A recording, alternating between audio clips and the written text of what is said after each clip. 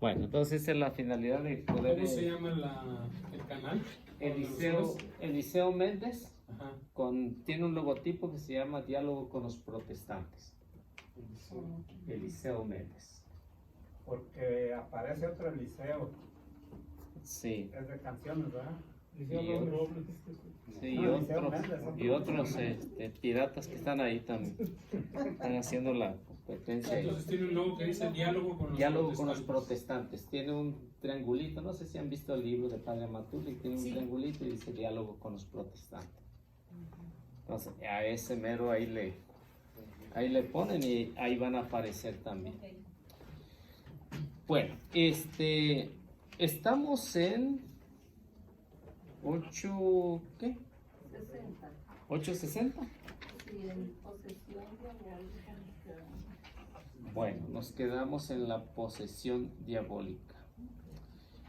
Bueno, estamos llevando este libro, es sencillito, la respuesta está en las escrituras. Entonces, para la próxima, si gustan traérselo, lo estamos llevando este librito, sencillo, que son respuestas y preguntas. Estamos hablando acerca de la posesión diabólica, si existe o no existe. Entonces, como vemos en las Sagradas Escrituras, Jesús cuando estuvo aquí se topó con ellos. Hay algunos que han tenido alguna experiencia de que alguien ha sido poseído. Yo también he visto a algunos, pero sí de que existe, ¿no? Entonces, como veíamos, no sé si leímos Marcos capítulo 5, versículo 2 al versículo 5. No, creo que leímos Mateo 9:32. Ok, bueno. Entonces vamos allá a Marcos capítulo 5, versículo 2 al versículo 5, para seguir hablando un poco más de lo que nos dice la palabra de Dios acerca de la posesión diabólica. Hermanito, otra vez, por favor, Marcos 5, ¿qué? 5, 2 al 5. 5, 2 al 5, Sí. ok. Entonces estamos en Marcos. A ver si alguien gusta. Adelante. En cuanto Jesús bajó de la barca, se le acercó un hombre que tenía un espíritu impuro. Este hombre había salido de entre las tumbas, porque vivía en ellas. Nadie podía sujetarlo, ni siquiera con cadenas, pues aunque muchas veces lo habían atado de pie y manos con cadenas, siempre les había hecho pedazos, sin que nadie lo pudiera dominar. Andaba de día y de noche por los cerros y las tumbas, gritando y golpeándose con piedras. Entonces, como ven, desde el Antiguo Testamento existían estos tipos de personas que estaban poseídas o tenían una posesión diabólica. Entonces, si ustedes siguen leyendo, verán el resultado, como el Señor, no con cadenas, sino lo libera por completo de esta posesión diabólica. Entonces, para nosotros a lo mejor se nos hará un poco difícil poder realizar un exorcismo, ¿no? Porque en primer lugar no estamos autorizados, ¿no? Lo que los pueden hacer, que tienen las manos consagradas, son los sacerdotes, que tienen la facilidad de hacerlo. Entonces, como ven, ahí pues se dice que para esto pues hay una preparación, pero más que nada que la preparación a veces no se requiere de estudio, sino a través de ayuno y oración para poder expulsar un demonio o un espíritu que está atormentando a una persona. Entonces se hace a través de oración y ayuno. A veces no es tanto a través del conocimiento de que se va de una preparación, ¿no? Entonces se necesita pues lo que puede ser un sacerdote bien preparado, pero si no hace oración, no hace ayuno, pues tampoco va a poder, ¿no? Entonces Jesús siempre decía que para expulsar un demonio se necesita hacer a través de la oración y a través del ayuno, que es más fácil. Pero como a veces nosotros pues no hacemos eso, no muy seguido, una vez al año, ¿no? O no sé si ustedes lo hacen muy continuamente, pero si lo hacen, pues, y si Dios lo permite, entonces, aparte de eso, tiene que tener la autorización del obispo para poder hacer algo semejante como esto. Lo que sigue, el demonio, dice, puede apoderarse de cualquier persona. Buenas tardes. Entonces, no, el demonio no se puede apoderar de cualquier persona. Entonces eso lo debemos de saber que no es posible. ¿Cómo se puede apoderar el demonio? Pues que le dé la chance de que pueda meterse. ¿Sí? ¿Cómo? Pues a través puede ser de viendo películas, de violencia, de tal vez pornografía, ¿no? Qué sé yo, ¿no? Todas las películas. Entonces el demonio tiene acceso directo a poseerlo.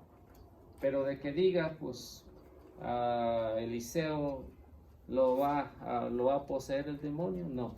Si yo le doy cabida, sí. Es como si alguien llega a visitarlos a su casa, si ustedes lo dejan entrar, entrará, ¿no? Entrará a su casa. Pero si no le permiten, pues nada más de la puerta para atrás, ¿no? Entonces, ¿cómo puede ser eso? Pues sí. Entonces, cuando se entabla una amistad con el demonio, pues muy fácil puede entrar, ¿no? Entonces, como decía el santo cura de Ars, si caminas a la misma dirección del demonio, quiere decir que andas mal. Pero si te das de cabeza con él, quiere decir que andas en el otro lado, ¿no? Andas caminando bien. Entonces, si nunca nos topamos con el demonio, entonces quiere decir que vamos caminando en la misma dirección. Somos compas. Con el patota, ¿sabes? Entonces, bueno, entonces eso es lo que podemos ver. Entonces, ¿cómo le podemos dar acceso al demonio? Pues cuando uno comete pecado. Cuando uno comete pecado. Los pecados empiezan a cometerse pequeños y según se va haciendo familiar con él, los pecados van aumentando, ¿no? Es decir, que cualquier persona, por ejemplo, si vemos a un drogadicto no empezó por grandes cantidades, empezó por una pequeña cantidad y así le fue hasta que se convirtió en drogadicto. Una persona que diríamos que es chismosa, empieza por uno pequeño y termina a lo mejor hasta matando a uno, ¿no? Entonces, por eso se le da acceso y es cuando lo puede poseer el demonio. Pero mientras tanto no accedamos a eso, pues el demonio por su propia cuenta no puede. Puede tentarnos, eso sí, puede tentarnos. Pide permiso a Dios para tentarnos. Eso es la realidad, ¿no? Pero de ahí para allá no puede hacer nada siempre y cuando uno acceda a tener ese encuentro con él. ¿Sí me explico, no? Cómo está el asunto ahí, ¿no? Entonces, cuando en la iglesia nos dice que la tentación no es pecado, el pecado es después de la tentación, si accedo a la tentación. Y por eso hay que mantenerse alejado de la tentación, como en el caso de Eva, ¿no? El caso de Eva, ¿qué fue lo que pasó con ella? Pues tuvo una plática muy amena con él, ¿no? Y después vienen las consecuencias, después pecó. Así es con nosotros también, ¿no? Pues se empieza por poquito y ya se termina con mucho.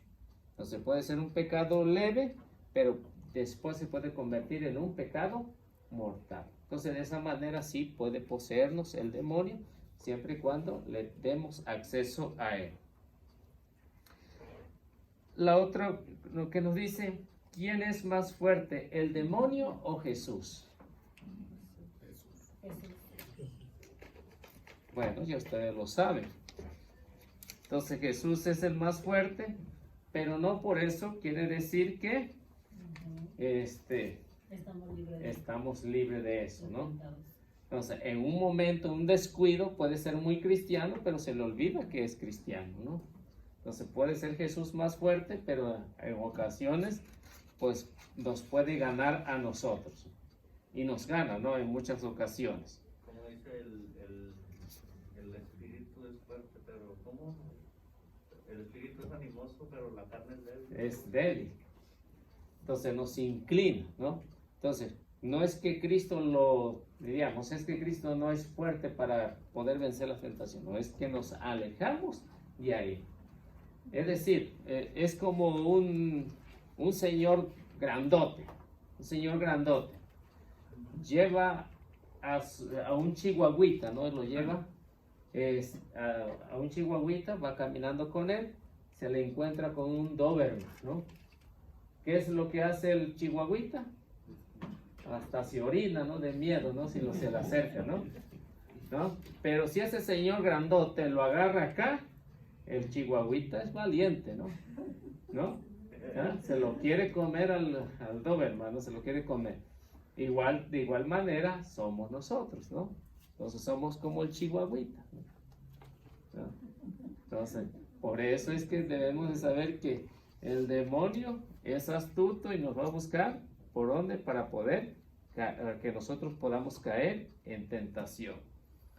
Vamos a ver qué nos dice el Evangelio de San Marcos, capítulo 16, versículo 17.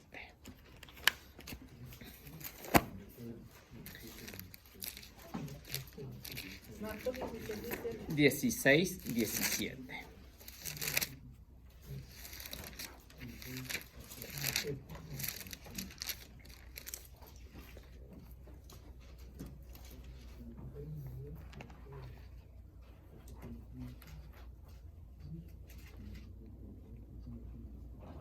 Dice, estas señales acompañarán a los que crean en mi nombre. Echarán demonios y hablarán nuevas lenguas. Entonces, ¿cómo se distingue un siervo de Cristo? ¿Cómo se distingue? Echarán demonios y hablarán nuevas lenguas. Echarán al demonio fuera y hablarán nuevas lenguas. Es decir, que cuando se tiene un encuentro con Cristo, nuestro vocabulario se transforma. Cuando tenemos un encuentro con Cristo, es decir, que si estamos acostumbrados a decir malas palabras, el lenguaje tiene que ser diferente. Es por eso que Jesús dice, y hablarán nuevas lenguas. No es que van a aprender inglés, español o cualquier otra cosa, ¿no? Que sí es necesario, pero sí va a haber una moderación en la lengua. Ya en vez de decir majaderías, ¿qué es lo que va a decir? Cosas buenas, cosas agradables, cosas que ayuden a evangelizar. Y por eso se dará a conocer aún a los elegidos. Entonces, ¿por qué? ¿Por quién pone todas las malas palabras? El demonio, ¿no? Entonces, si por ejemplo podemos ver Mateo capítulo 12, versículo 35 al 36, nos daremos cuenta que esa es nuestra forma, es un nuevo lenguaje. Es un nuevo lenguaje que ahí están los dos tipos de personas que uno puede ser. Mateo 12, 35 al 37.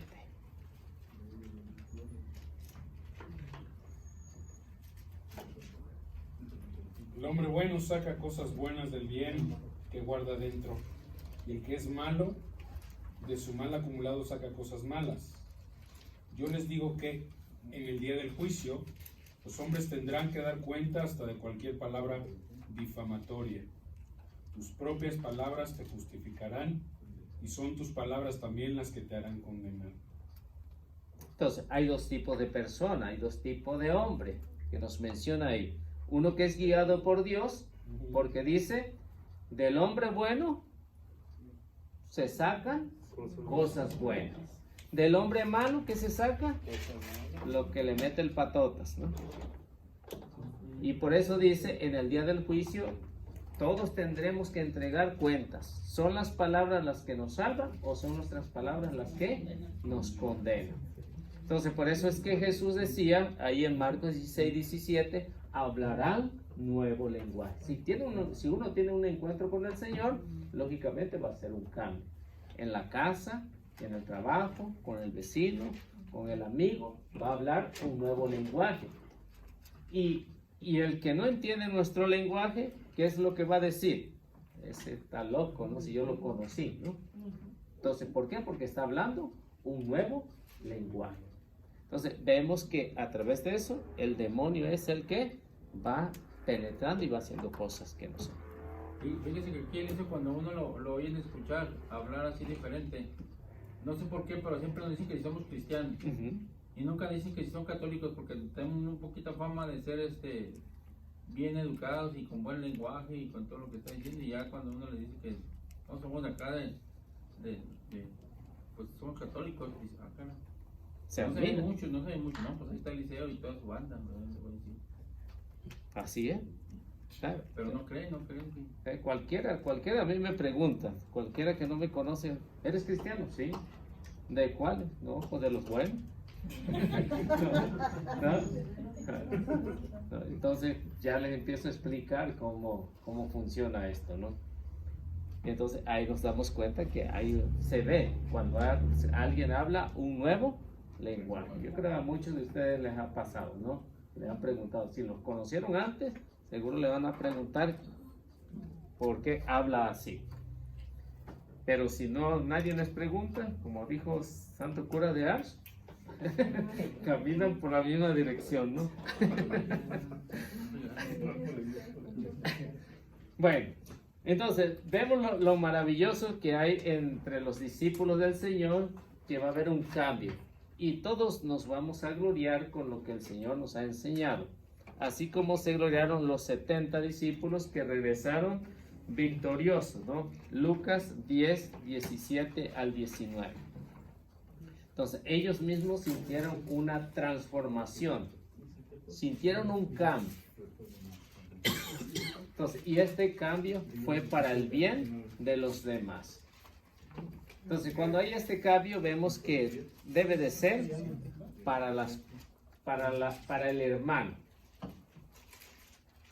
Y si no hay cambios, entonces no es para el hermano. Entonces vemos los 72 discípulos que el Señor preparó, los envió a predicar y regresaron, que no cabían en la calle. Lucas 10, 17 al 19. Los 72 discípulos volvieron muy contentos, diciendo: Señor, hasta los demonios nos obedecen al invocar tu nombre. Jesús les dijo: Yo veía a Satanás caer del cielo como un rayo. Miren que les he dado autoridad para pisotear serpientes y escorpiones y poder sobre toda fuerza enemiga. No habrá arma que les haga daño a ustedes. Entonces, cuando hay un cambio, vemos que cuando Jesús reunió a los discípulos, no eran unas personas santas. Eran a lo mejor un poquito peor que eso, ¿no? Eran peor, pero como fueron aprendiendo, fueron hablando nuevo lenguaje, se fueron transformando, y aparte de eso, el Señor les dio el poder de expulsar a los demonios, curar enfermos, ¿no? Tanto puede ser físicamente como espiritualmente, que es lo que más hay enfermos hoy en día, ¿no? Y que necesitan de nuestra ayuda. Entonces, porque dice, a lo mejor yo no puedo curar enfermos. ¿Cómo no? Sí puede, ¿no? Dar un consejo a una persona que está pasando por una crisis espiritual, ¿no? Yo tuve una experiencia hace como, ¿qué será? Como un mes, ¿no? Miraba a un muchacho que estaba medio triste ahí, pues, ¿qué te pasa? No, es que tengo problemas con la señora, me voy a divorciar de ella. Ya, empezó a contarme su historia. Y luego le digo, pues, ¿por qué están peleando? ¿por qué y ya se había salido de la casa? Digo, pues que no puede existir el perdón entre la pareja, debe de existir. Si la quieres, la amas, pues échale una llamada y háblale, ¿no? No, pues, ¿por qué no? Y se quedó pensando. Y a la hora del lonche dijo, gracias por lo que hiciste. Me diste una luz y le hablé a mi esposa y hoy vamos a hablar en la tarde saliendo del trabajo, ¿no? ¿No? Y hasta ahorita pues están bien, ¿no?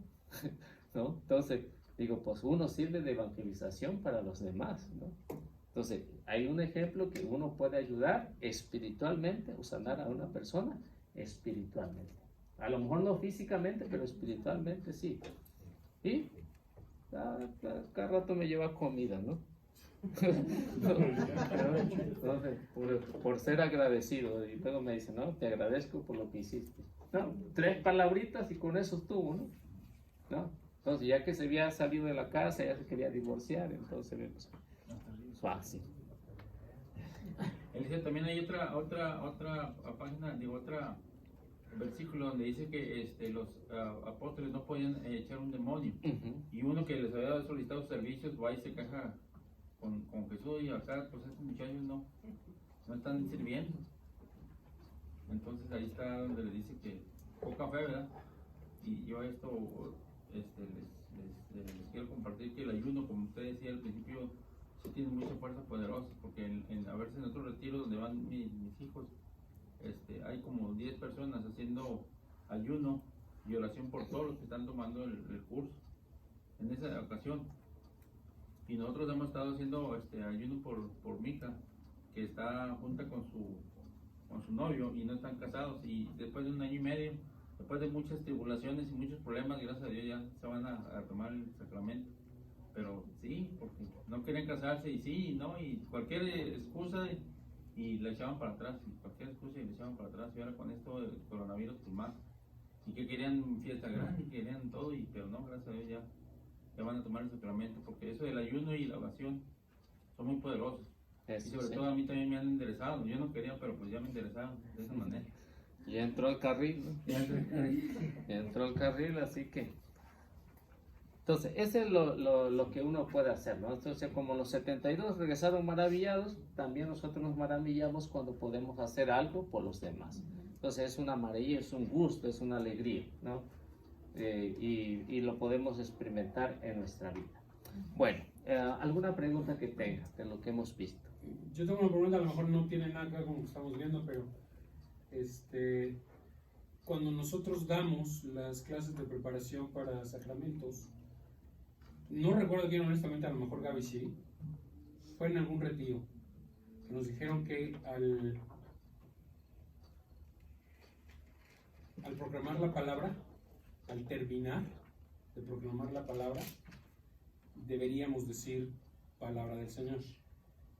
Y todos los que están escuchando la proclamación de la palabra contestarían, te alabamos Señor, justo como cuando se hace en misa, ¿no? Entonces me llamó la atención que ya van varias veces que se proclama la palabra y no se menciona eso. ¿Tiene algún fondo? Ah, sí. A ver. Sí.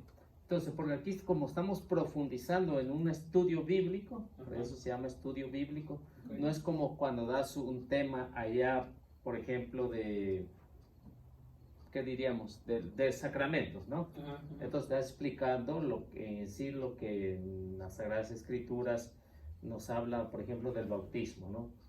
Entonces ahí sí se dice palabra de Dios. Entonces cuando es un estudio bíblico no se dice palabra de Dios, porque creo que todos estamos conscientes de que es palabra de Dios. Por eso no se dice, porque estamos no nada más leyendo 1, 2, 3, sino muchos textos bíblicos profundizando en un estudio bíblico. Por eso no se dice palabra de Dios cuando es un estudio bíblico. Sí. Por ejemplo, cuando está dando una plática para bautismo, confirmación, pues entonces ya se dice, sea palabra de Dios o palabra del Señor, ¿no? Dependiendo si es evangelio, si es las lecturas, sí, Antiguo o Nuevo Testamento. Por eso. ¿Ok? Gracias, Elizabeth. Bueno. Vamos a la pregunta 8.61.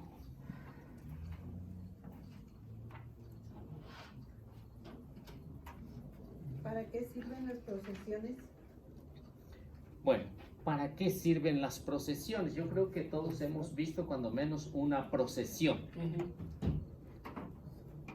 ¿Para qué sirven? Bueno, sirven para profundizar la fe del pueblo. Entonces, para eso sirven. Entonces, diríamos como una religiosidad popular que nos ayuda, por ejemplo, a entender lo que se está manifestando ahí. Tanto en el Antiguo Testamento como en el Nuevo Testamento, pues se hacían procesiones. En la iglesia igual se continúa haciendo procesiones. Decir que estamos tratando de hacer lo mismo que hacían nuestros, como dijo el Papa Juan Pablo II, nuestros hermanos mayores, y transportándolo al nuevo pueblo de Dios, porque es la forma como se puede fortalecer la fe del cristiano. Por ejemplo, antiguamente, hace poco que se dejó de hacer en todas las parroquias, en Corpus Christi se sacaba en procesión al Santísimo por todo el pueblito, ¿no? Por las calles. Aquí son pocas las parroquias que se hacen esas procesiones. Entonces, ¿qué se está manifestando ahí? Estamos manifestando que la gente vea que ahí va el Redentor, que ahí va el Cristo, que ahí va el Mesías, que ahí va el Dios Todopoderoso. Para eso es las procesiones. Si en el Antiguo Testamento se sacaba en procesión el Arca de la Alianza, Nuevo Testamento ya no se saca el Arca de la Alianza, sino se saca al que está adentro en esa arca, que es el mismo Cristo. Por eso es que el pueblo manifestaba su fe en el Antiguo Testamento y no les impedía completamente nada. Entonces, nuevo pueblo de Dios, con más justa razón, se saca en procesión en esa fecha especial, que a lo mejor aquí pues se pierde un poquito, ¿no?, el sentido, ¿no? En todas las parroquias hacen eso, pero en muchas parroquias ya hacen la procesión, por ejemplo, de Corpus Christi. Por ejemplo, encontramos en Josué capítulo 6, versículo 1 al versículo 6, que nos va a hablar acerca de una procesión que se va a realizar ahí. Josué 6, 1. Lo podemos leer hasta el versículo 6 o más adelante.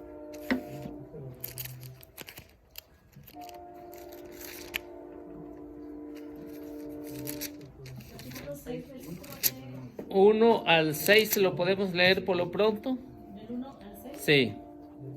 La ciudad de Jericó estaba cerrada por miedo a los israelitas. La habían cerrado y nadie salía ni entraba. Yahvé dijo a Josué: mira, pongo a Jericó en tus manos, con sus reyes y mejores soldados. Ustedes, los hombres de guerra, van a dar una vuelta completa a la ciudad y harán lo mismo cada día durante 6 días. 7 sacerdotes llevarán las 7 trompetas de los jubileos delante del arca. El 7º día darán 7 vueltas a la ciudad. Luego los sacerdotes tocarán la trompeta. Cuando el sonido del cuerno del carnero se prolongue, todo el mundo lanzará el grito de guerra. Entonces se derrumbará la muralla de la ciudad y todo el pueblo se lanzará al asalto, cada uno por el lugar que tenga al frente. Josué, hijo de Nun, reunió pues a los sacerdotes y les dijo: llevarán el arca de la alianza, y 7 sacerdotes llevarán las 7 trompetas de los jubileos delante del arca de Yahvé. Luego, ¿hasta ahí? ¿Qué versículo? Ahí está al 6. Ok, ahí está. Vamos. Entonces, ¿cuál es el sentido de esa procesión? Tiene un sentido, ¿no? De fortalecer la fe del pueblo. Entonces, ¿cuál era lo que llevaban ahí? Llevaban la trompeta y el arca de la alianza. En el arca de la alianza, ¿qué iba adentro? ¿Qué más? ¿Y qué más? y los 10 Los 10 mandamientos. Ahí iba el arca. Entonces iban en procesión. Querían pasar por Jericó y no les permitían pasar por ahí. ¿Era pecado eso? No. No era pecado. Pero vemos cómo Dios influye en Josué y le dice, te voy a entregar la ciudad. Y el pueblo tuvo fe. Por eso lo hicieron. 7 sacerdotes, 7 trompetas llevaban el arca en procesión. Entonces, para que el pueblo viera que el que está ahí en el arca era poderoso. Si ahí donde estaba lo que era la figura del maná, los 10 mandamientos y la vara de Aarón, pues tenía poder, con mucha más razón, tiene poder cuando se saca en procesión el Santísimo en Corpus Christi, o puede ser en otra fecha. Entonces, por ejemplo, ahora de esta pandemia vemos que muchos sacerdotes inventaron maneras de cómo sacar en procesión al Santísimo. Unos en helicóptero, otros en carro, otros caminando, ¿no? Años que no se miraba eso, ¿no? Y a mí me daba gusto porque mucha gente que salía de sus casas y se arrodillaba, ¿no? Entonces se daban cuenta que quién iba ahí y que si no ha sido por eso, a lo mejor hoy no nos estuviéramos contando entre uno de esos, ¿no? A lo mejor la catástrofe que estaba pasando, que está pasando, a lo mejor era peor que de la que tenemos ahorita, ¿no? Pero por la iniciativa de muchos sacerdotes que se arriesgaron a pasar por ahí, entonces ven que sí tiene poder y que a pesar de eso, a pesar de estar en una pandemia, pues se fortaleció la fe de los que no podían ir a la parroquia. Entonces las procesiones para eso nos ayudan, para fortalecer la fe del pueblo. Ahora, por ejemplo, vemos ahí en Salmos 68, 25 al 27, ¿qué es lo que nos va a hablar ahí el rey David? 25, Salmo 68, 25 al 27.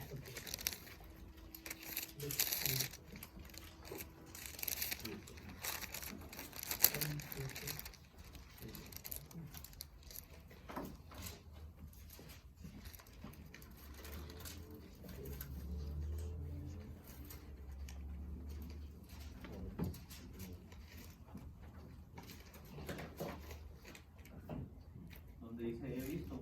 Sí, ahí me. He visto, oh Dios, tus procesiones, las procesiones de mi Dios, de mi Rey, en el santuario. Los cantores van delante, los músicos detrás, en medio van las niñas tocando tamboriles. Bendigan a Dios con coros, bendigan al Señor en las fiestas de Israel. Entonces, ¿ven qué es lo que está pasando ahí? ¿Una qué? Una procesión. ¿Y quién está ahí presente? Dios, el rey, que va al santuario. Entonces, ven que eso nos sirvió al pueblo para fortalecer la fe en momentos difíciles. Entonces, cuando hay estos grandes acontecimientos, que hay una procesión, es decir, estamos viendo un gran acontecimiento en el que el pueblo ha disminuido su fe, es para que estas procesiones ayuden a aumentar esa fe que se ha perdido. Entonces, esto que está pasando aquí, que nos está escribiendo el rey, pues eso es lo que está pasando. Entonces, ¿quiénes van adelante? Los niños, porque se les considera que están más puros para una procesión. Entonces, no los adultos, ¿no? Entonces, como vemos ahí, entonces esto nos ayuda a fortalecer nuestra fe. Entonces, cada procesión que nosotros hacemos, por ejemplo, la que se hace para el día de Provida, ¿no?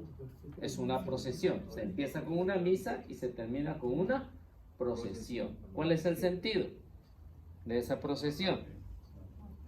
Creo que la mayoría ha ido, ¿o no?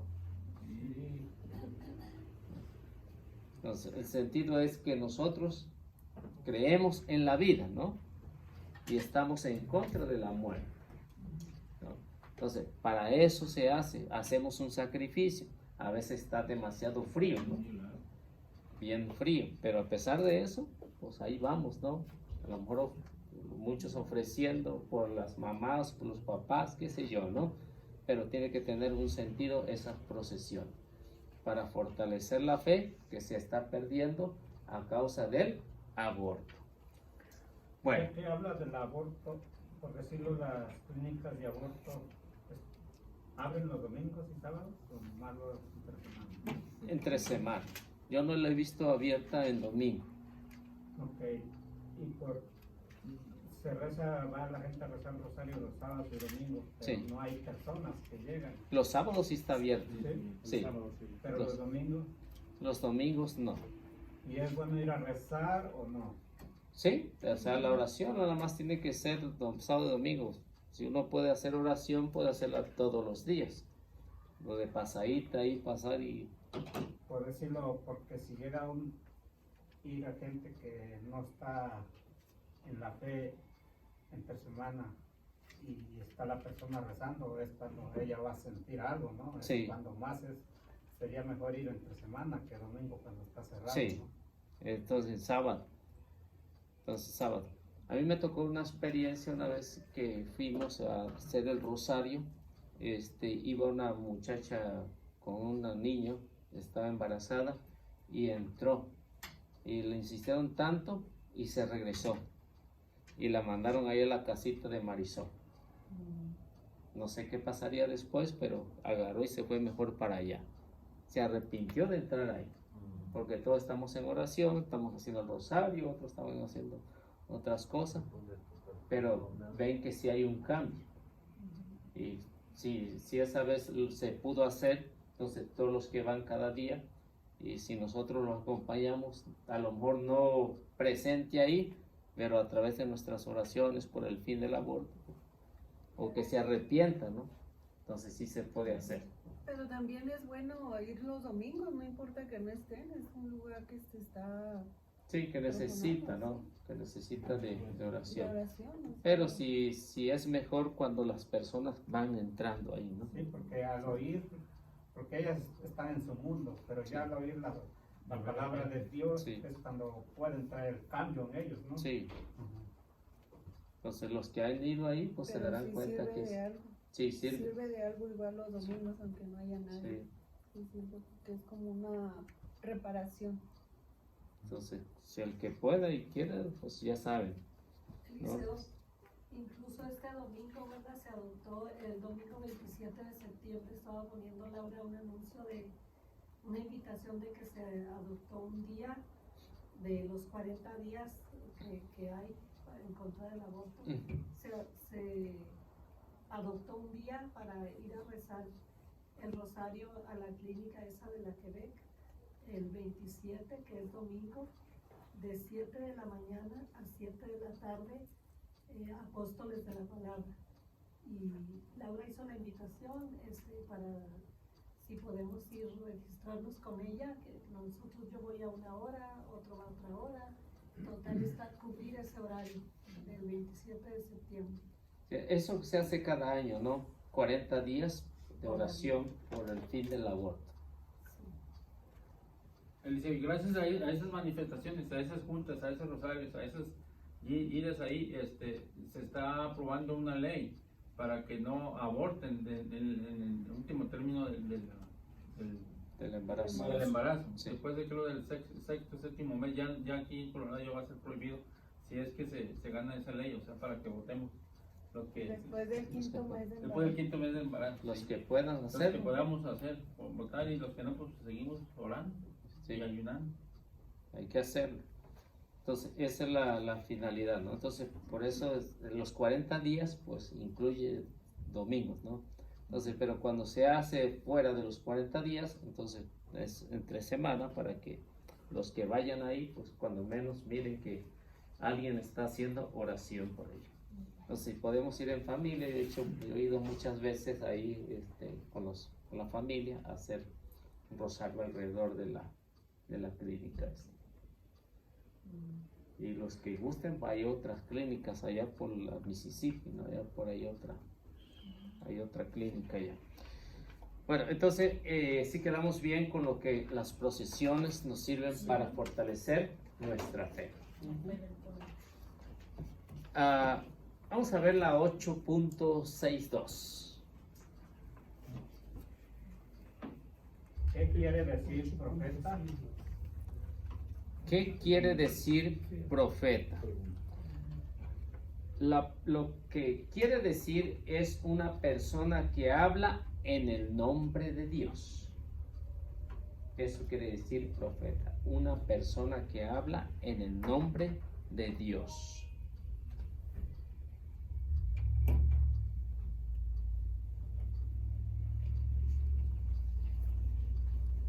Es decir, que esa persona que va a hablar en nombre de Dios tiene una misión especial. Esa misión especial es de denunciar el pecado y anunciar la salvación. Si esto lo hace el verdadero profeta, va por el camino correcto. Y cuando se denuncia el pecado, va a encontrar conflictos. No va a ser nada fácil, ¿no? Si ustedes recuerdan, es la lectura del domingo, ¿no? De Jeremías, ¿qué era?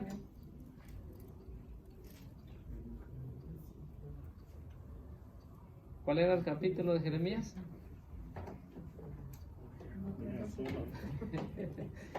Jeremías 27 al 9, creo, ¿no?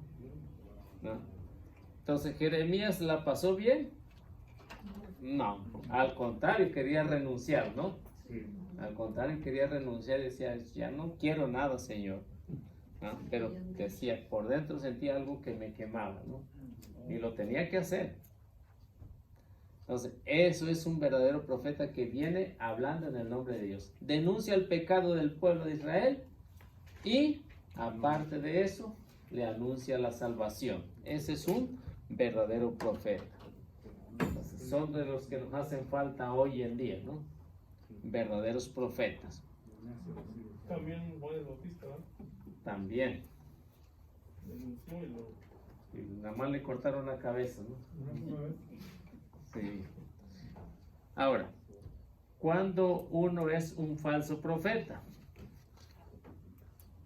¿Cuándo es un falso profeta? Cuando habla de Dios, nada más. Se concreta en hablar de Dios, pura palabrería, nada más. Pero no viene de parte de Dios, es decir, no habla de parte de Dios, nada más su propia inspiración. Y no tiene acciones. Entonces, se conforma con lo que es. Vamos a ver Deuteronomio capítulo 18, versículo 21 al 22. Vamos a ver lo que es un verdadero o un falso profeta.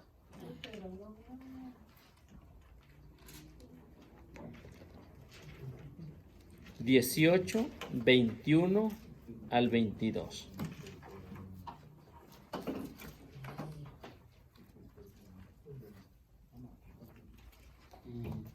Entonces ahí vamos a descubrir que es un falso profeta, porque no tiene en cuenta el nombre de Dios. ¿Acaso preguntas cómo vamos a saber que una palabra no viene de Yahvé? Si algún profeta habla en nombre de Yahvé y lo que dice no sucede, tú sabrás que esta palabra no viene de Yahvé. El profeta habrá hablado para jactarse y no le harás caso. Entonces, vemos que desde Deuteronomio nos dejan saber cómo podemos descubrir un verdadero o un falso profeta. ¿Cómo se descubre? Dice en Deuteronomio. Fácil. Lo podemos descubrir. Porque hay muchos que preguntan, ¿cómo podemos saber si es un verdadero o un falso profeta? Porque hoy, como vemos, muchos dicen, todos hablan de Dios, así que es bueno. El testigo habla de Dios, es bueno. El mormón habla de Dios, es bueno. Entonces, pero debemos saber que no todo el que habla de Dios es bueno. ¿Viene de parte de Dios o no viene? ¿Quién inspiró a esos fundadores de secta a fundar su grupo? El dinero. ¿Sí? Entonces, no vienen de parte de Dios, aunque hablen de Dios, porque no están hablando en el nombre de Dios. Entonces, ¿cómo lo vamos a saber? Dice el autor sagrado. ¿Cómo lo vamos a saber? Pues fácil. Lo que dicen se tiene que cumplir. Y si no se cumple, es un falso profeta. Por ejemplo, Russell anunció que el fin del mundo llegaría en 1916. ¿Llegó? No llegó. 1914, 1916, luego 1925, luego 1972, año 2000, y no ha sucedido. 2012. ¿No? Entonces, ven cómo dice ahí. Entonces, ahí podemos descubrir que es un falso profeta. Entonces, un verdadero profeta va a decir y va a suceder lo que él dice. Por ejemplo, Joel, ¿no? Joel, capítulo 3, versículo 1 al versículo 3, nos deja saber que va a venir el Espíritu Santo. Y sucedió el día de Pentecostés, Hechos 2, ¿no? Capítulo 2, viene y viene el Espíritu Santo y lo reciben todos los que estaban ahí. Entonces, así se puede descubrir a un verdadero, un falso profeta. Otro ejemplo, Marcos capítulo 13, versículo 21. El mismo Jesús, el mismo Señor, nos los va a dejar saber. Capítulo 13, versículo 6, perdón. Versículo 21 y 22.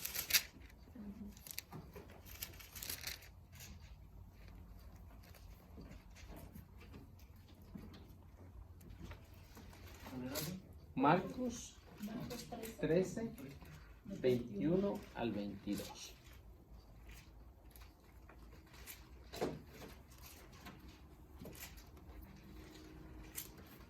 Entonces, si no le entendimos al Antiguo Testamento, pues vamos a ver qué nos dice el Génesis.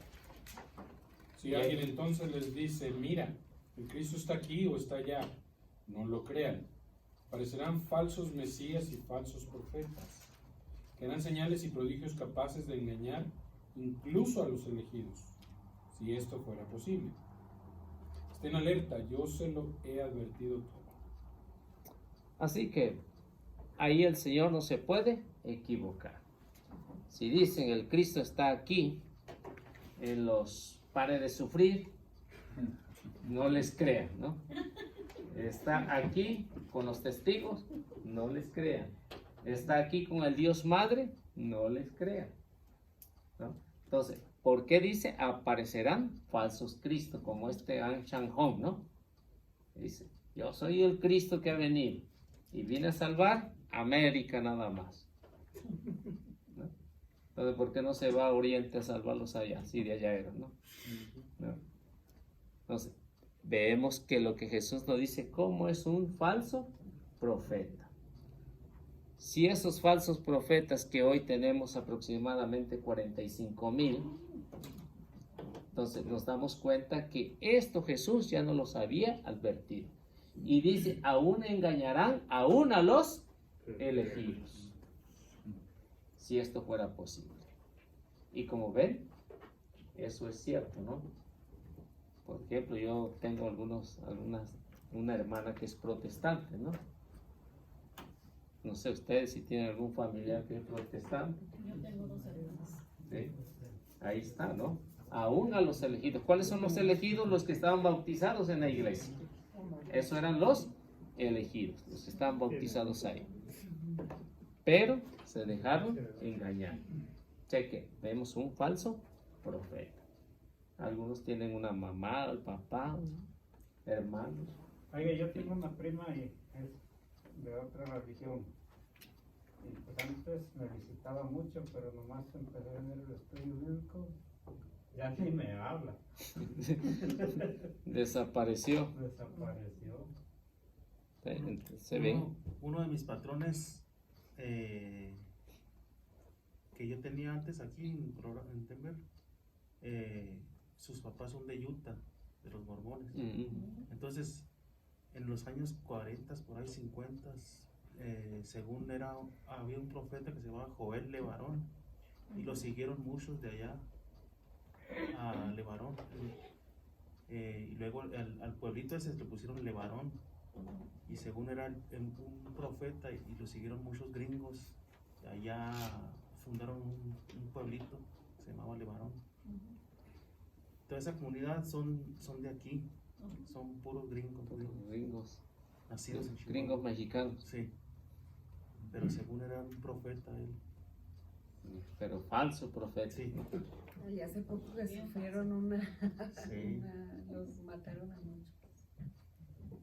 Entonces son falsos profetas. Así que como ven, Jesús nos pone en alerta. Polígamo además el cuate. Sí. El Sí. patriarca Pero Levarón. él se fue a Chihuahua porque estuvo en desacuerdo con su hermano. Entonces él se fue a Chihuahua y allá puso su propia iglesia. Sí. No pudo aquí con el hermano, entonces por eso se fueron casi huyendo y fundaron allá la ciudad de Levarón en Chihuahua. Entonces había competencia. Ajá. Sí. Había una competencia ahí. Bueno, actualmente, ¿quiénes son los falsos profetas? Pues ya nos damos cuenta quiénes son los falsos profetas. Los que van fundando estos grupos. Todos ellos van fundando. No les gusta esto, me divido y fundo mi propio grupo. Entonces, por ejemplo, hay un vecino que tengo. Él mismo fundó hace poquito su changarrito. ¿No? Quedó que iba a visitarme, ya va a cumplir un año y nada, ¿no? Lo estaba esperando y no se aparece por ahí, ¿no? Entonces, como ven, todos estos grupos van pasando de uno a otro. Y luego dicen, tenemos que servir a Dios donde nos llama. Y fundan su propio grupito, ¿no? Entonces, me invitaba, pero le digo, sí, pero tienes que recibir clase conmigo primero. Pero como no, la señora se me puso al tú por tú, pues no sé, la que sabía un poquito más, pero como ven, entonces son cosas que ven cómo van surgiendo los falsos profetas, son los que van fundando diferentes grupos hasta completar las que tenemos hoy, ¿no? Entonces son muchísimos de los falsos profetas que hay hoy en día y siguen surgiendo. Y como hemos visto a través del libro y de estas clases, que también en los tiempos de Cristo y antes del tiempo de Cristo había otras religiones y otros grupos, otras sectas, que conforme no van teniendo pues fondo y trascendencia y verdad, pues van desapareciendo. Igual ahorita se van fundando, pero ahorita ya son otros los intereses pues por los que están fundando y seguirán fundando. Sí, o sea que eso no es nuevo, ¿no? Eso no es nuevo. Por ejemplo, en el pueblo de Israel, el primer grupo que se divide son los fariseos, por eso se le llama separado. La palabra fariseo significa separados. Esos son los primeros que se dividen del pueblo, los fariseos. Y ya luego cada uno va encontrando su maestro de la ley, los saduceos, escribas.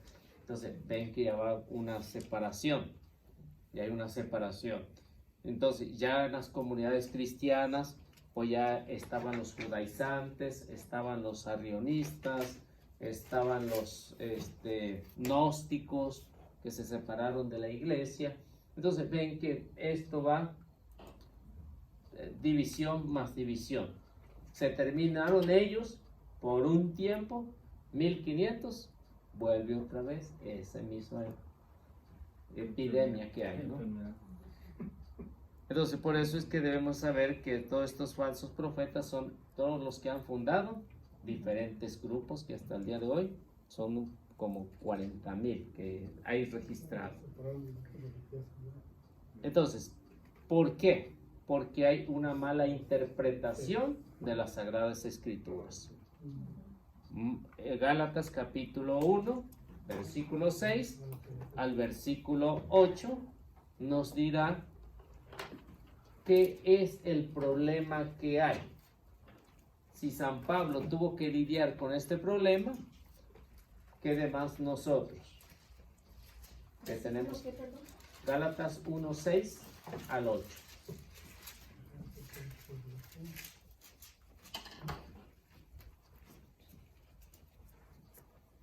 Me sorprende que ustedes abandonen tan pronto a aquel que según la gracia de Cristo los llamó y se pasen a otro evangelio. Pero no hay otro. Solamente hay personas que tratan de dar vuelta al evangelio de Cristo y siembran confusión entre ustedes. Pero aunque nosotros mismos o un ángel del cielo viniese a evangelizarlos en forma diversa a como lo hemos hecho nosotros, yo les digo, fuera con él. ¿Sí? Ahí en el 8, ¿no? Sí. Entonces, como ven, ahí había alguien que estaba fundando otros grupitos, sectas, grupos que se estaban separando de la iglesia. Por eso San Pablo escribe a los Gálatas, a la comunidad de Galacia: me extraña de que muchos hayan abandonado el evangelio de Cristo. ¿Qué es lo que pasa hoy?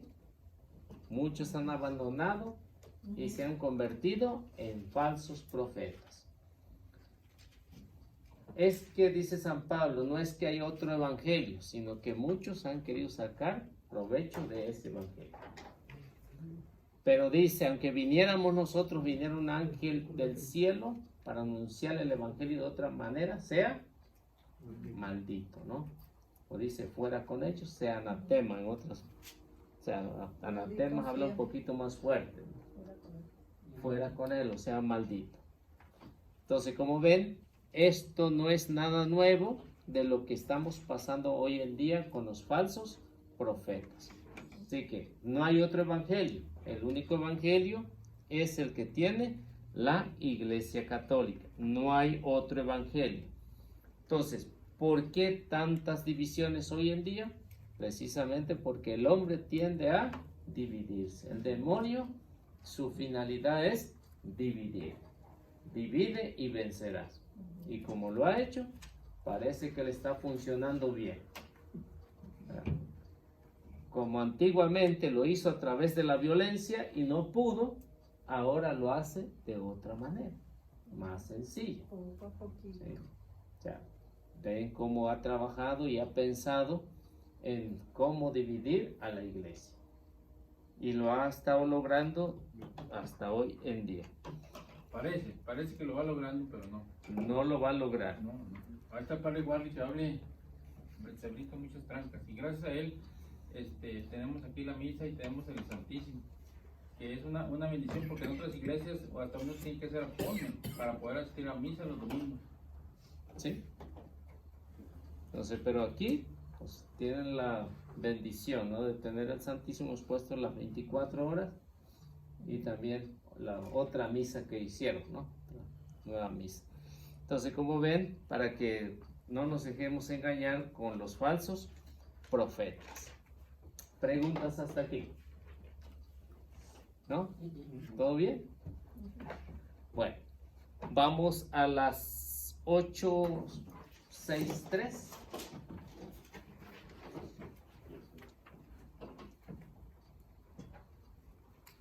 ¿Es cierto que la Iglesia Católica es la prostituta o ramera de la que habla el libro del Apocalipsis? Debemos de saber que este es un invento de los hermanos separados. No es cierto que la iglesia sea la prostituta. No es cierto que la Iglesia Católica sea la ramera. Cuando en el Apocalipsis se escribe, se habla de Roma imperial, no de la iglesia. Si hablara de la iglesia, entonces sería un problema que estamos pasando.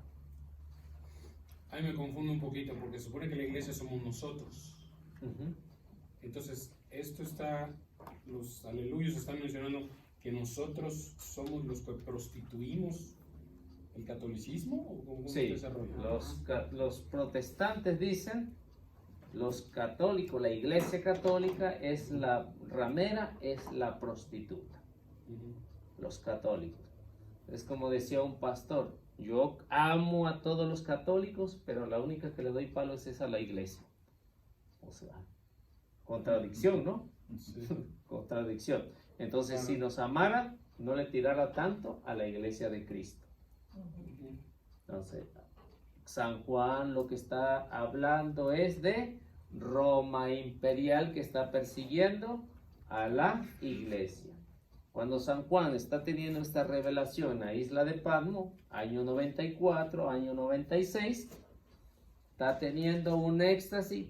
¿Cómo está esta prostituta? ¿Cómo está esta también que va a conocer como Babilonia? La ramera. Entonces, ven que lo está haciendo bajo un género apocalíptico. Si lo dice así normalmente, ¿qué es lo que va a pasar? Más problemas para los cristianos.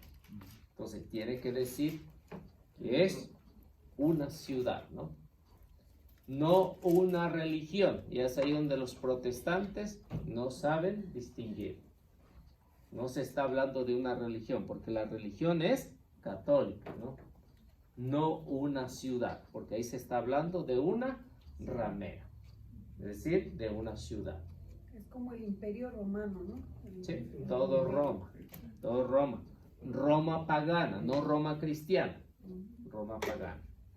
Entonces, cuando se habla de Roma pagana, es decir, todos aquellos que tienen muchos ídolos, ese es Roma pagana.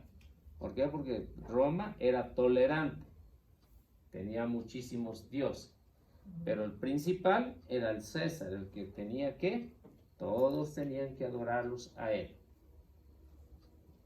Y después a los demás, a la luna, al sol, las estrellas, a todo lo que.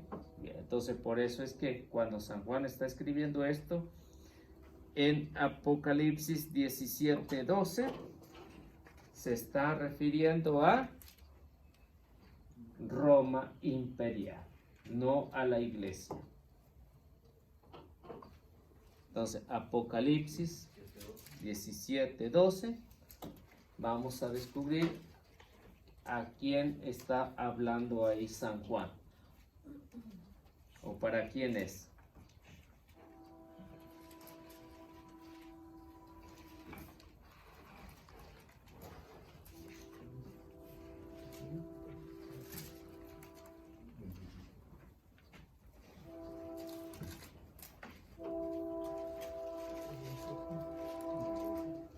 A ver quién gusta.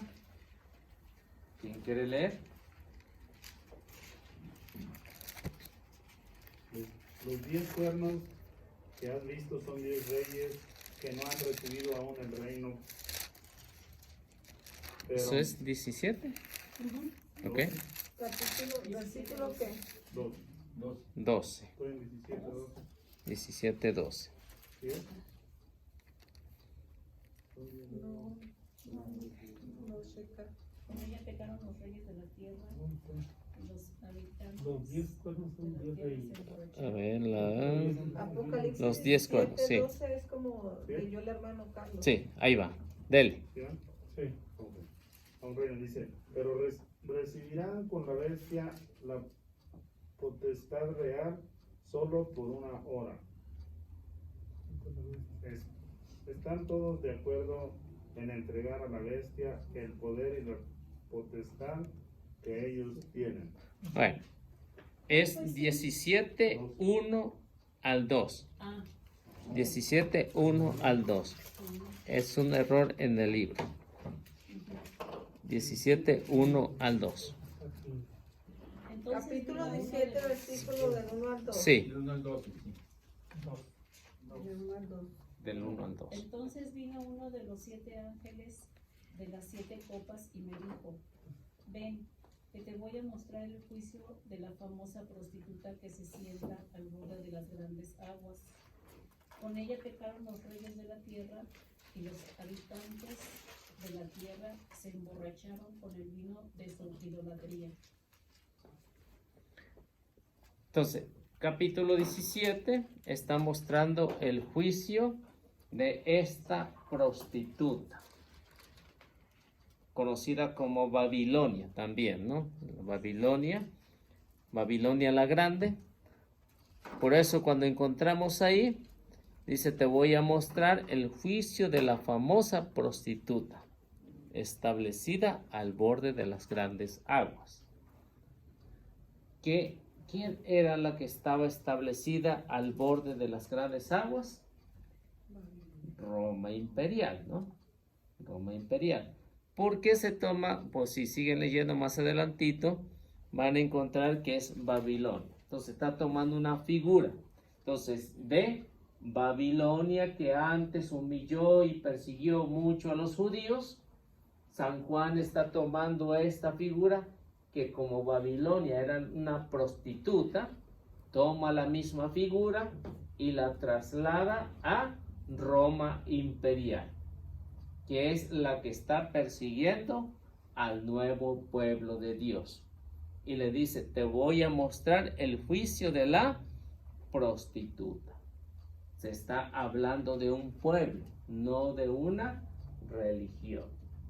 Cuando hablamos de religión, entonces si San Juan hubiera dicho, te voy a mostrar a la religión que es la prostituta, pues entonces sí tendrían razón los protestantes. En el versículo 5 ahí dice, Babilonia. ¿lo puedo leer? ¿Sí? En su frente se podía leer su nombre, escrito en forma cifrada, Babilonia la Grande, la madre de las prostitutas y de los abominables ídolos del mundo entero. ¿Sí? Entonces, como Roma era la que dominaba todo el mundo de aquel año, de aquellos tiempos, entonces por eso se le llama la Gran Babilonia. Entonces, a comparación de Babilonia, que fue destruida después, antes de que llegara Cristo, fue destruida Babilonia y no se volvió a hablar más de ella. Entonces San Juan, ¿qué es lo que toma? La figura de Babilonia, que persiguió y humilló mucho a los judíos, y la transporta hasta ahorita, que está pasando por grandes persecuciones la iglesia. Empezando el año 67, en el que murió San Pedro y San Pablo, y muchos cristianos más hasta ahí, hasta el año 94, 96, que estamos hablando de lo que está escribiendo San Juan ahí en el capítulo 17. Entonces, tiene que caer también el juicio de Babilonia, ya que hablan en el versículo 5, y si siguen leyendo todo el capítulo, se darán cuenta que se está refiriendo a una potencia, no a una iglesia. Esa es la diferencia. Y que los protestantes dicen, a ver quién está en Roma. Ah, la iglesia católica. Y que lo está especificando también de que martirizaban y mataban a todos los que estaban en persecución de los cristianos. Entonces la iglesia católica no está. ¿No? Y ella no fue la que persiguió a los cristianos, ¿no? Al contrario. Y ahí surgieron muchos mártires de la iglesia. San Justino mártir, San Ignacio de Antioquía, San Policarpo, San Lorenzo, muchísimos santos de aquellos años. Pues aquí dice en el 6, y observé que la mujer se había embriagado con la sangre de los santos y de los mártires de Jesús. Claro, o sea, si es la iglesia de Cristo. Pero sí, cuando le leí ahí, pero ¿a qué se refiere con la mujer específicamente, hermano? La mujer estaba ebria con la sangre de los mártires. Cuando se habla de mujeres, se está hablando de Roma imperial. Okay. Para no decir Roma imperial, dicen la mujer, que es la que se está prostituyendo con todos, porque todas le tenían que obedecer a Roma. Pero está hablando como del gobierno. Sí, del gobierno romano. El imperio romano.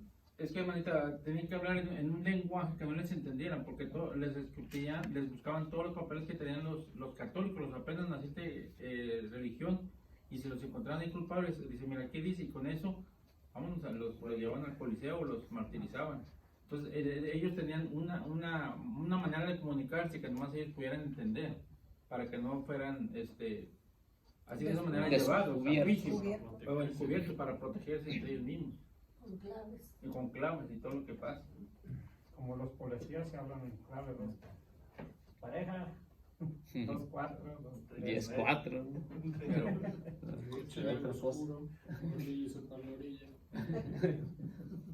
Hay pájaros en el alambre.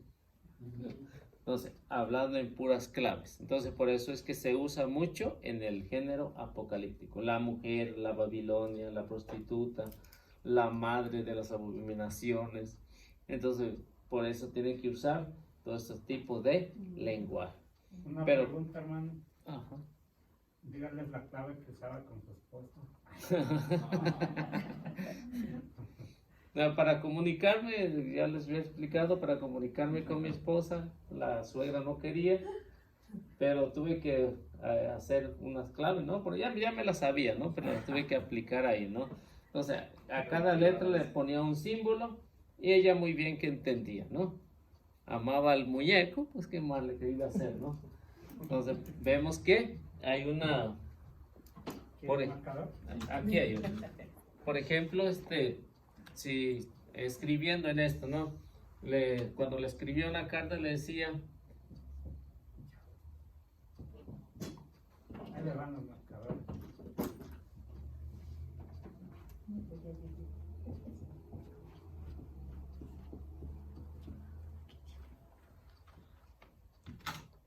¿sí se ve o no se ve? Ah, bueno. Déjase lo escribo ahí.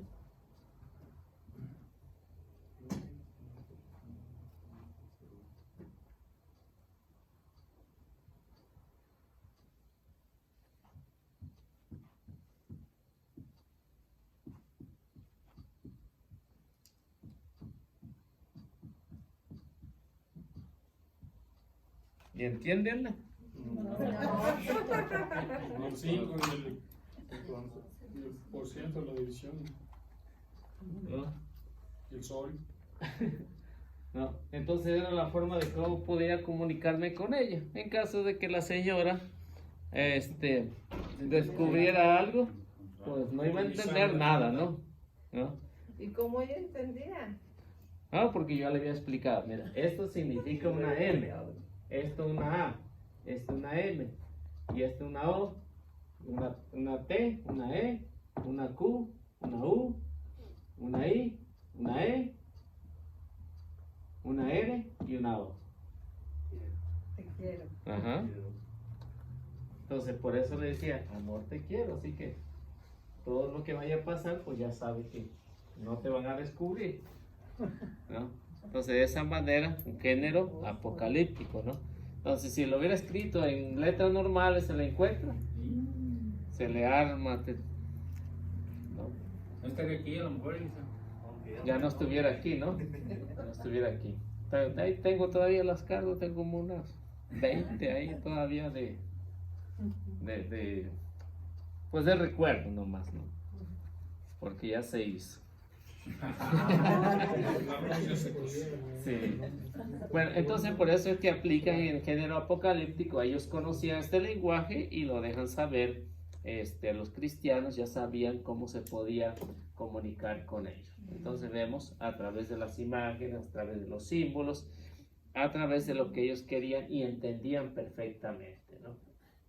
Entonces, si hoy lo podemos ver, por ejemplo, si un oriental no sabe nada de lo que nosotros hacemos, le podemos escribir, ¿no?, a los cristianos que están en Oriente y ellos no van a entender. Los que no son cristianos no van a entender nada, ¿no? ¿Sí? Entonces, y es así como se podían comunicar los cristianos cuando hablaban de Babilonia, la prostituta, la madre de las abominaciones. Entonces, cuando se referían a Roma, o sea, diferentes nombres para poder decir, estamos bajo alerta, o sea, pero no hay que desanimarse. O sea, son las claves que se tenían que hacer en este lenguaje apocalíptico. Pero que los protestantes, por no estudiar el Apocalipsis, inventan cosas. Claro, ¿por qué? Porque el Apocalipsis no es fácil para poder descifrar. No es fácil. Tiene que estudiar. Este lenguaje que se empezó a escribir 200 siglos antes de Cristo, 2 siglos antes de Cristo, y se terminó de escribir 2 siglos después de Cristo. Ya nadie más volvió a escribir en este género.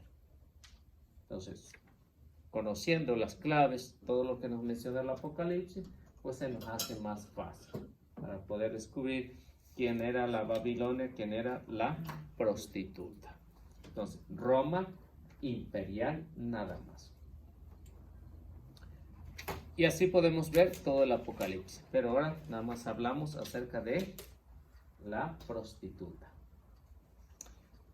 Pasamos a la 864.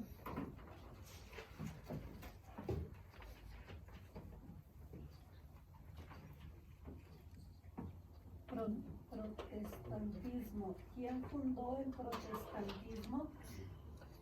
Martín Lutero fue el que fundó el protestantismo 1517, cuando se separó de la iglesia. Así que él fue el que hizo este grupo que se conoce como los protestantes y le puso los luteranos. Dice que hubo un tiempo en que paró un poco esto del protestantismo y luego ya empezó con Lutero de nuevo. Sí, resurgió otra vez. Sí, resurgió otra vez.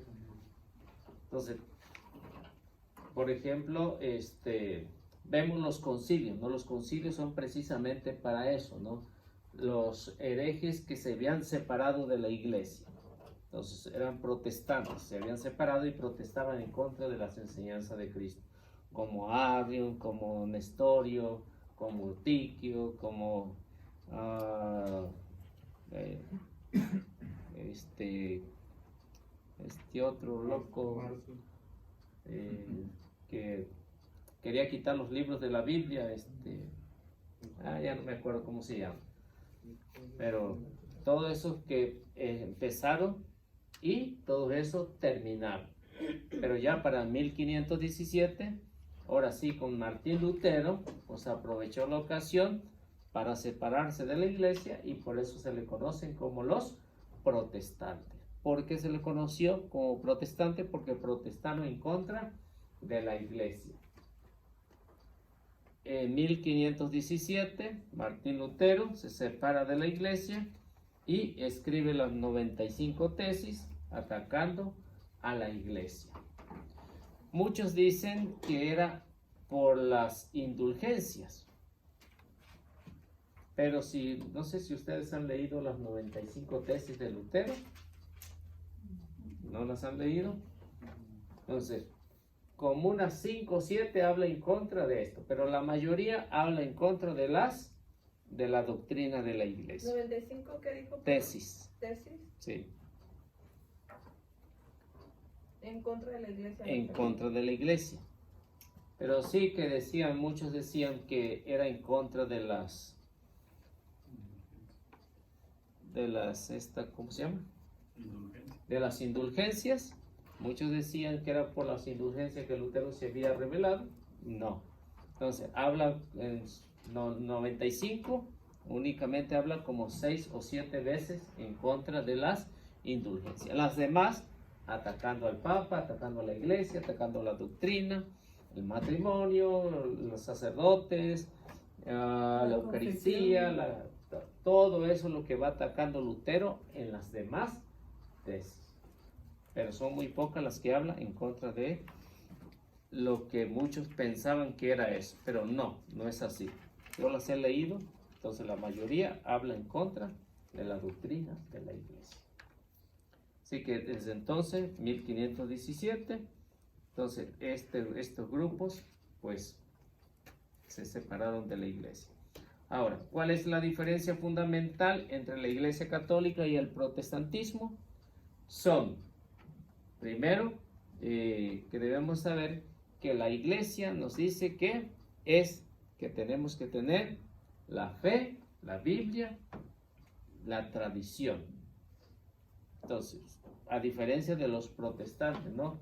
Los protestantes únicamente dicen con la Biblia y teniendo fe en Jesucristo. Es lo único que ellos dicen, porque Lutero es lo que decía. Pero para nosotros no. Para nosotros es la fe, la Biblia, la tradición, el magisterio que la interpreta correctamente y que no se ha equivocado en estos 2000 años casi que tenemos de que Cristo fundó la iglesia. Entonces ya han pasado varios siglos y que la iglesia no ha cambiado su doctrina. Entonces, ven cada grupo de hermanos separados, cada uno va cambiando la doctrina. Y los protestantes nomás es con la fe y la Biblia, ¿verdad? Fe y Biblia, nada más. Lo que Lutero decía, para salvarse únicamente la fe. Solo escritura. Si no está en la Biblia, no le creo, decía Lutero. Pero ven qué mentira de Lutero, ¿no? Ven qué mentira de Lutero, porque en la Biblia encontraba que uno se tenía que confesar y Lutero decía, no debemos de confesar. ¿No? La Biblia decía, o la Biblia dice, el cuerpo y la sangre de Cristo. Lutero decía, ahí no está presente Cristo. Ven qué contradicción, porque si ellos decían solo Biblia, y que hoy los hermanos separados dicen solo la Biblia, pero le demuestra uno con la Biblia y aún todavía no cree, ¿no? No cree aún todavía. O sea que para nosotros eso es lo que debemos de saber, que tenemos el magisterio de la iglesia a diferencia de los hermanos separados. Tenemos el magisterio, tenemos la Biblia, tenemos la fe y debemos de obedecer a lo que nos dice, no nada más en la Biblia. ¿Por qué? Porque la Biblia surgió de la tradición, no la tradición de la Biblia. Porque hay algunos hermanos separados que cuando yo los cuestiono y digo, a ver quién existió primero, la Biblia o la iglesia. Y luego me dicen la Biblia. Y luego yo les pregunto, ¿quién existió primero, su mamá o usted? ¿No? Pues sin tradición no hay Biblia. No hay Biblia. ¿No? Entonces, ven que en esto es uno, nada más porque están programados para decir la Biblia, ¿no? Porque piensan que primero surgió la Biblia y luego la iglesia. Y no fue así. Primero fue la iglesia y luego la Biblia. Y salen corriendo cuando les dicen. Porque, o sea, está aparte de la Biblia cuando surgió la iglesia, que estaba el Antiguo Testamento, pero después se hizo el Nuevo Testamento después. Después, hasta el año 382, ¿no? Así que durante este año 33 hasta el 382 no había Biblia. Nada de eso. Y de hecho era cuando más había la persecución por los hermanos, ¿no? Sí, no había cómo la pudieran guardar ahí, ¿no? La Biblia. Entonces, no se consideraba como palabra de Dios. Incluso San Pablo ni se enteró que sus escritos iban a ser parte del Nuevo Testamento. San Pedro tampoco. Santiago menos. Judas menos, ¿no? Entonces, pero Juan sí, ¿no? Cuando escribió. No, tampoco. ni Juan se enteró que sus escritos iban a ser. Revelaciones. Sí. O sea, sabía que eran revelaciones, pero no para las generaciones venideras. Sí, ni ellos supieron que iba a haber un canon del Nuevo Testamento. Ni se enteraron. No, ni se enteraron. ¿Por qué? Porque la iglesia en ese momento no se preocupaba tanto por escribir, de tener un canon, hasta que llegó este señor a hacer escándalo con lo de la Biblia, ¿no? ¿Cuál señor?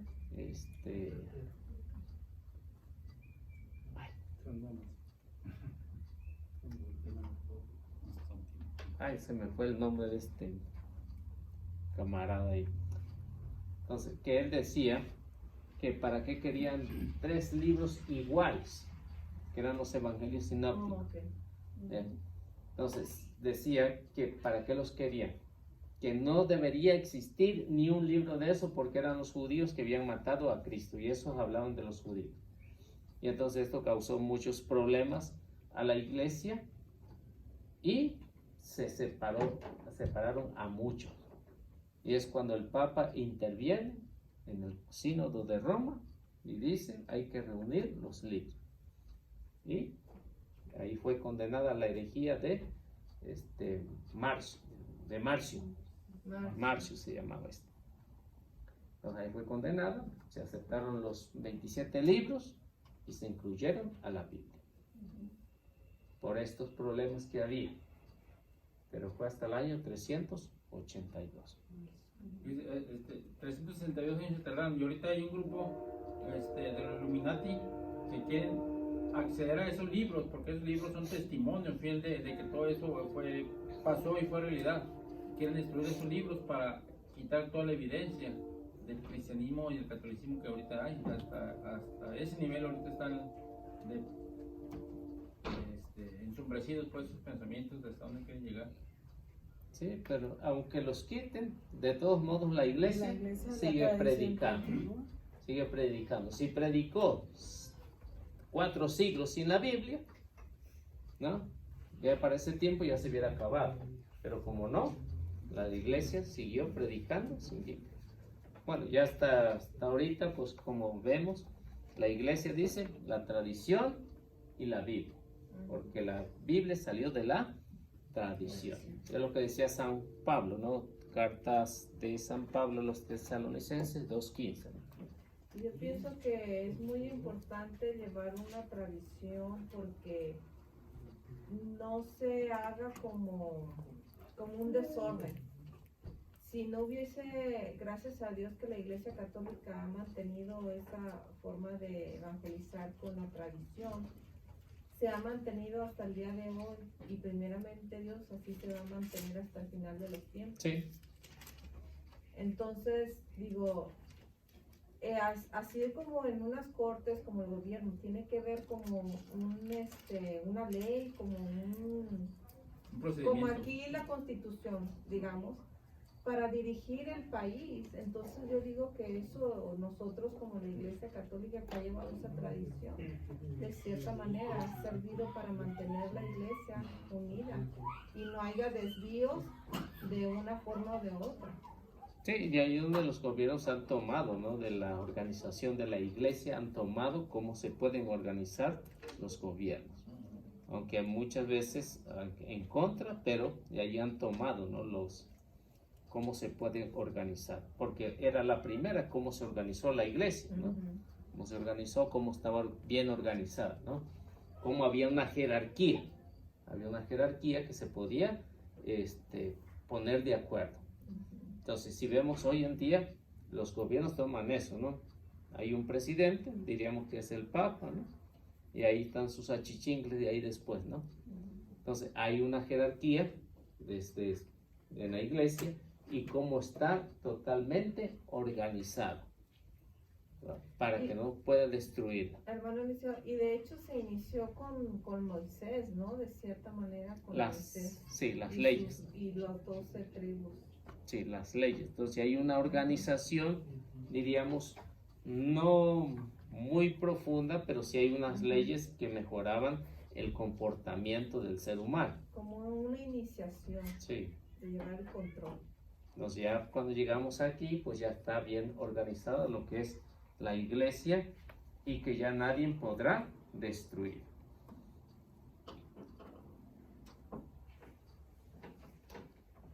Bueno, nos menciona la otra pregunta ahí, si alguien gusta leerla.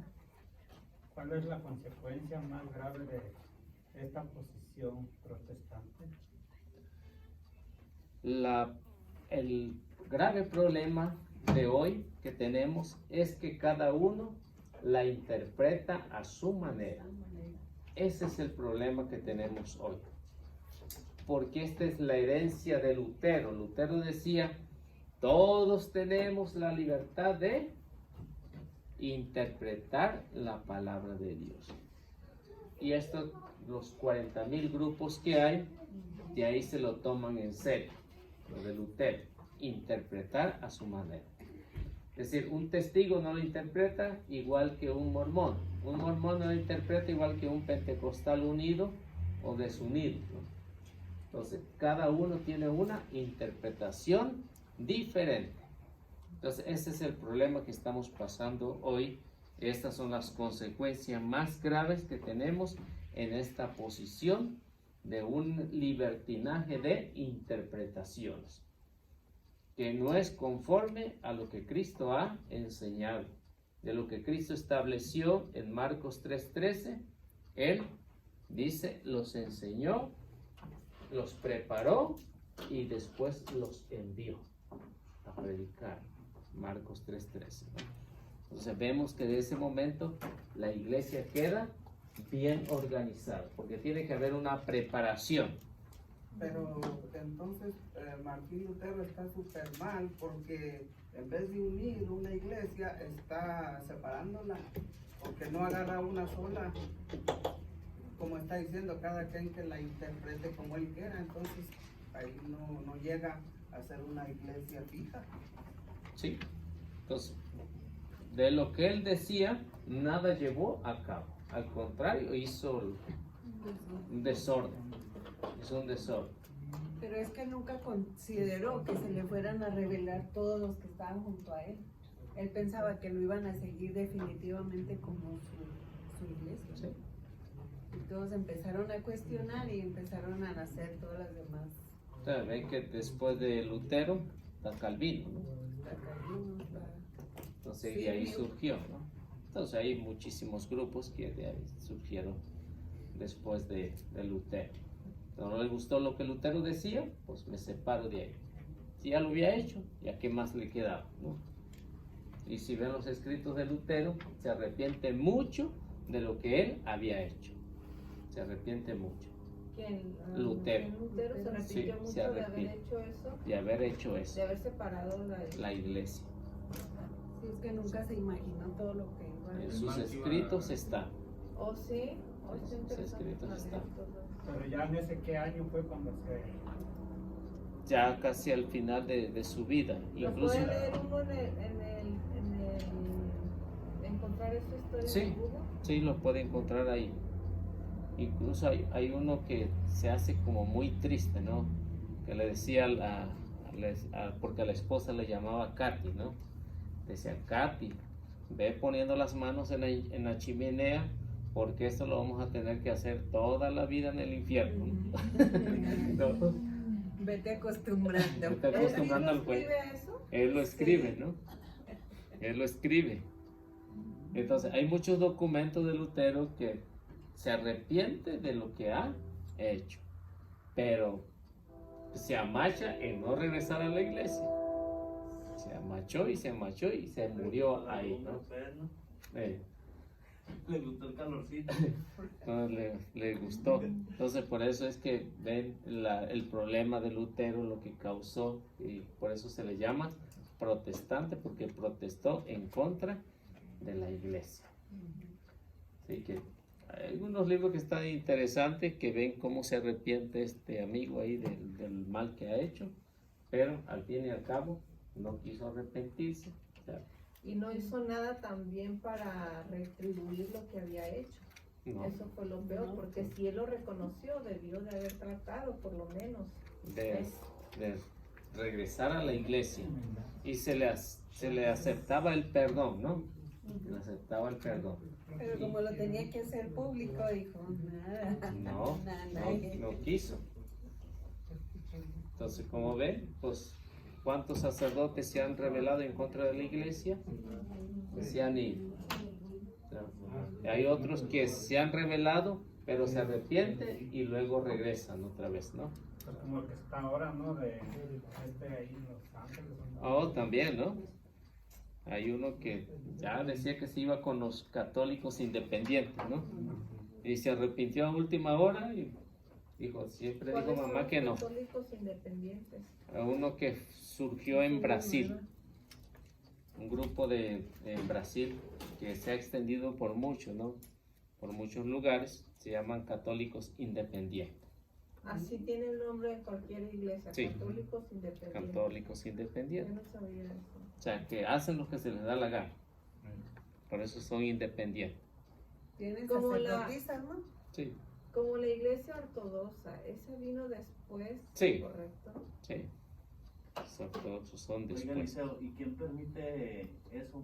Que, por decir esos que se llaman católicos independientes. ¿La iglesia católica sí lo permite? No. Pero Es no que no puede hacer piden nada permiso. contra ellos. Es que ahí no se puede hacer nada. O sea, Pero no pueden hacer nada en contra de ellos legalmente. ¿no? no se puede hacer nada, ni legalmente. No se puede Es que hacer cada nada. quien tiene la libertad de... Por- obviamente sí. lo van a hacer en lugares donde puedan tener la libertad de fundar su...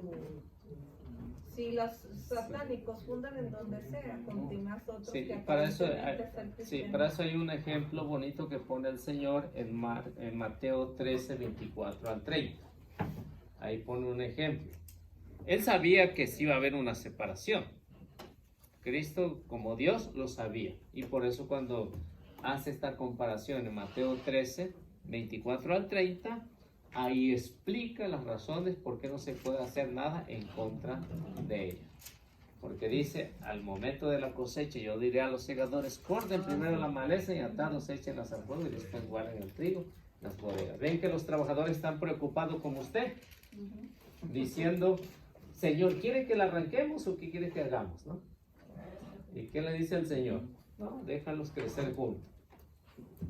Lo peligroso de esa secta es que engañan a los católicos, a los que se dejan engañar. Católicos ignorantes.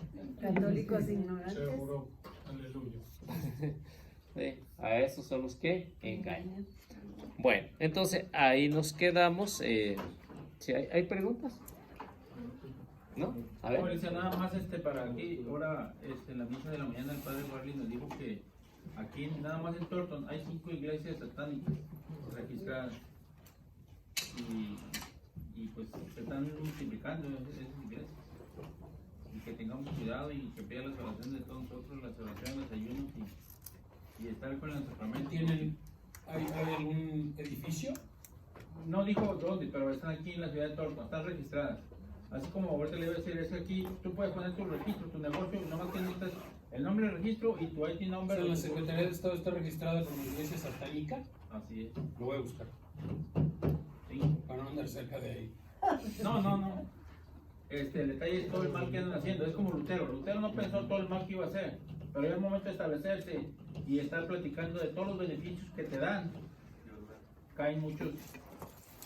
La mayoría de ustedes a lo mejor recuerda al diácono Rubén, que estaba aquí cuando estaba el obispo. Sí. Y nos platicó en una ocasión que yendo a un paseo allá por los lugares muy apreciados para caminar y para hacer excursionismo en Boulder, que iba con un grupo de jóvenes, ya estaban muy adentrados, ¿no?, en el trail, y que de repente se encontraron a unos satánicos, estaban a punto de iniciar sus rituales, que les dijo, pues mejor échame la llama para atrás y lléguenle porque aquí no pueden estar.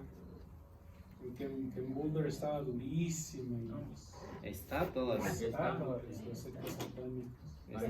Ahí es la iglesia principal, tengo entendido. De ahí en octubre se reúnen todas las iglesias del país, ahí o en San Francisco, que son de las iglesias ¿Y hacen sus ritos? Sí, con hogueras y queman gallos negros.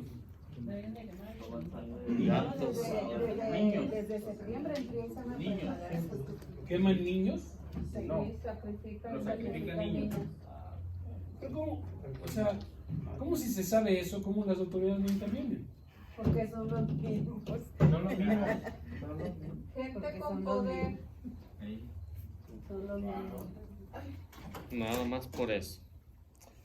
Bueno, vamos haciendo la oración. ¿Quién gusta hacer?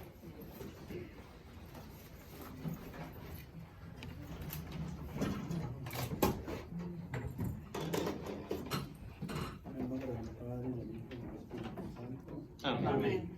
Te damos gracias, Señor, por dejarnos terminar esta enseñanza que llegue a nuestra mente y a nuestro corazón y que lo llevemos afuera a nuestros hermanos y que no desmayemos, que sigamos estudiando para poder algún día dar razón de nuestra fe.